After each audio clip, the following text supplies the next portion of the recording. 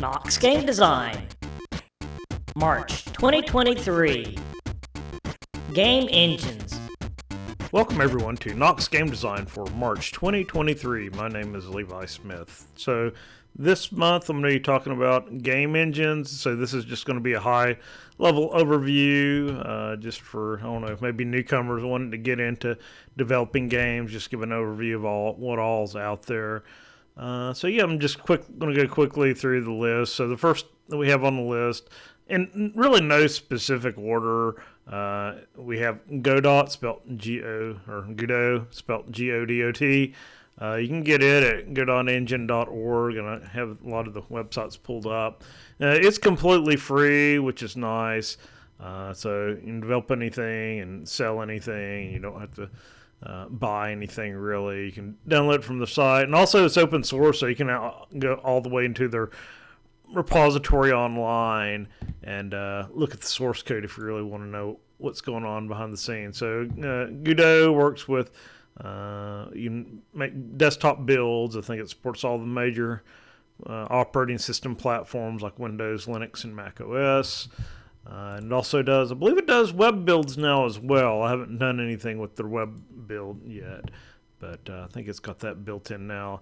Next one is Unity. I've done quite a bit in Unity. Been using that since, I guess, 10 years now, since 2013. It's now at unity.com. You can use it to make both 2D and 3D games. It does use C#, so you need some C# to develop for it. But I think they got a new visual add-on called Bolt. They used to have Playmaker as an add-on you could buy if you want to do visual. But yeah, if you want to do 3D, Unity is a nice option just because it's been around for a while. It's pretty well documented. Lots of references, examples, tutorials for Unity out there. Next one is Unreal Engine, very popular, especially if you're making commercial games. It's at unrealengine.com. So you can download it. I think they made it a little bit simpler to get started with it. Before you had to download the Epic middleware, but I think they made it a little bit easier to get started with it. So if you want to look into professional, especially if you're looking into maybe getting a job at a professional, do this professionally, then Unreal is definitely something you want to look at. I know a lot of commercial games use the Unreal Engine, so definitely good to know. Make 3D games with it. I really don't know about making 2D games with. I'm sure it's possible, but I don't know how easy out of the box it is to make 2D games with Unreal. And it uses Blueprints, which was a graphical way of developing software, or C++. Next one on the list, very popular, is GameMaker. It's also been around for quite a while. GameMaker.io is its website. It used to be, I think, owned by Yo-Yo Games, but you just go to GameMaker.io now. I think they have a free and a paid version. I know that I think with the free version, you could only make builds for Windows, desktop builds. And I think for some of the other platforms, especially like PlayStation, Switch, and web, you had to buy an add-on. And here's the different plans: free, creator, indie, enterprise. But yeah, definitely a lot of high-quality games made with GameMaker as well. But you're not going to do 3D with it. They've got a basic 3D engine. It's kind of like looks like Minecraft or something, very simplistic 3D. But really not going to be like importing 3D models or anything like that into GameMaker. Next on the list is Stencil, one that I've used a little bit. I don't know if Stencil's been updated anymore. And I'll go ahead and mention there's also Scratch. They're kind of one and the same. So if you really want to get started, look at Scratch. It's kind of like a toned down version of Stencil. But if you're looking to make like a platformer or adventure game, you want to move up from scratch into stencil. It gives you a lot more options, but they both use, I can't remember what this language is called. Maybe it's called Snap, I don't know, but you just use these blocks and you do your logic and variables and functions like this, so it's just drag and drop. And this is all based on Java, so it might be good to know a little bit of Java behind the scene in case your game crashes and you get errors and things like that. You'll know what the Java's doing there. But yeah, Scratch is nice, pretty easy to get started and just sign up and you can publish your games online. But like I said, not as detailed as Stencil. And there's plenty of other game engines out there. I didn't mention Construct, but yeah, you can go do a search online and there's probably 100 different game engines out there. But these are some of the more popular ones right here. So I also wanted to mention like some of the libraries as well.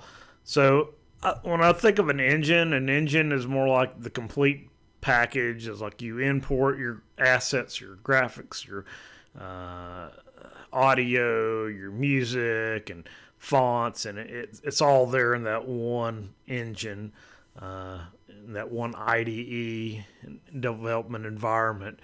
But I think of a library more like, hey, you go out and get your own compiler, and then you link in these libraries just to be able to like do things like display graphics or music, sound effects, things like that. So it really isn't that complete package. A library is just like, hey, it's kind of like an add-on to your compiler.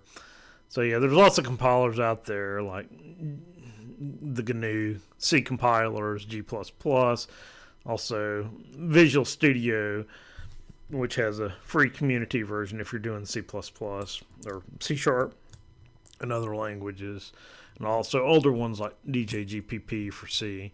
But yeah, first library on the list. I've done like in-depth talks about a lot of these, so I do have older videos on a lot of these that people can check out if they want to view those. So the first on the list is SDL. It's at libsdl.org. So yeah, you can do a lot of stuff with these, even if you're not doing games, but you can make games or animations, things like that. So yeah, SDL's been around for a while, and a lot of these engines, they only make games for desktop executable builds. But yeah, SDL's a simple direct media layer.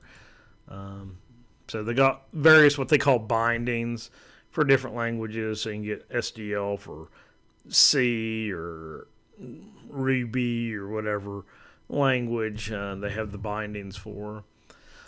Next I have on the list is Allegro. It's at libleg, libaalleg.org. It's also been around for a while. It uses C. And this was like the first like Windows game programming library that I remember using. It was nice. Used it with that DJGPP compiler, but it's still around.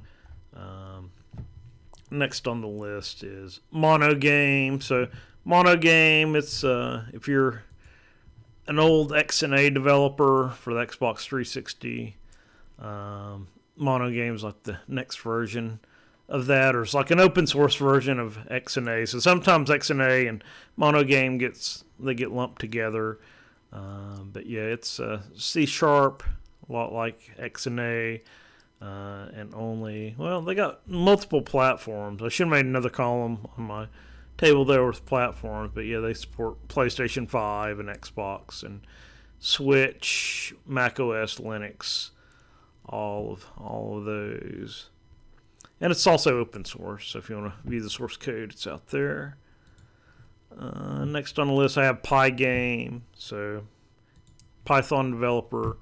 Probably want to look at. I think Pygame is actually just kind of like an extension of SDL. I think it's very similar to SDL from what I remember. But yeah, if you're a Python developer and you want to get into game development, definitely check out Pygame. And Next one is Pico 8. Now, Pico 8 is kind of an engine, but it's the kind of like an 8-bit. They call it a fantasy console if you want to make 8-bit style games. It's a complete package. It uses Lua, so Lua is kind of like all the other scripting languages. But yeah, if you want to make like smaller type games, and the nice thing is they're distributable in like P8 files, which you can make GIFs out of those and share them and things like that. And it is kind of like a development environment that they got there. I think it does cost like $20 or something like that, but you can make your art, sprite, graphics, everything in Pico 8, which is pretty nice. Then finally got OpenGL. It's one that I used a long time ago. It's been around, so if you want a library for doing 3D, OpenGL's been around for a while. Looks like the next version of OpenGL is called Vulkan. I haven't checked it out. Vulkan.org sounds like it's the next incarnation of OpenGL. So yeah, that was just a quick overview of game engines. I really didn't have much to talk about this month, but I know I've done a lot of these presentations in the past, kind of deeper dives into each of these, but I just wanted to have one video out there just as a high-level overview of going over these. So yeah, we got a Game Jam kickoff coming up next month in April 28th, Friday, so we're still trying to pin down the location, but we're planning on that last Friday in April getting together, so hopefully everybody will put that on their calendar. So till next month, appreciate everyone listening and watching.